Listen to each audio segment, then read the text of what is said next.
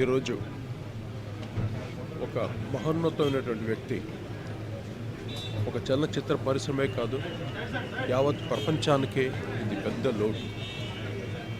నేను ఎప్పుడు అంటూ ఉంటాను, Alexander the great, Ramoji the great అంటుంటాను.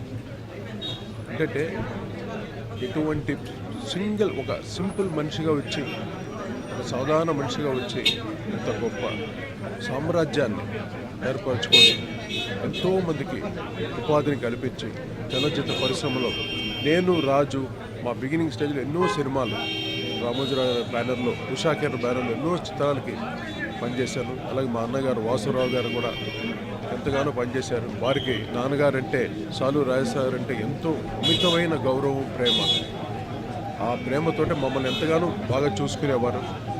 రాజ్కోటిగా ఎన్నో చిత్రాలకి, మౌళి గారి చిత్రం, తర్వాత శరత్ గారిది, మోహన్ గాంధీ గారిది, ఇలా ఎన్నో చిత్రాలకి మేము మ్యూజిక్ వహించి నువ్వే కావాలి చిత్రానికి నన్ను సోలోగా నిలబెట్టి ఈ రోజుకి ఆయన మాటలు ఎప్పుడు గుర్తుకొస్తూ ఉంటాయి. సిల్వర్ జూబ్లీ ఫంక్షన్ రోజు ఎంతో గొప్పగా నన్ను ఆశీర్వదించిన మహోన్నతమైన వ్యక్తి రామోజీరావు గారు. మళ్ళీ ఇటువంటి వ్యక్తులు మళ్ళీ రారు. కానీ అందరూ ఏం కూడబెట్టుకున్నావు, ఏం తీసుకుపోయావు అంటారు, కానీ ఆయన ఎంతోమంది అభిమానుల్ని, ఇంత గొప్ప సామ్రాజ్యాన్ని వదిలేసి వెళ్ళారు మన కోసం.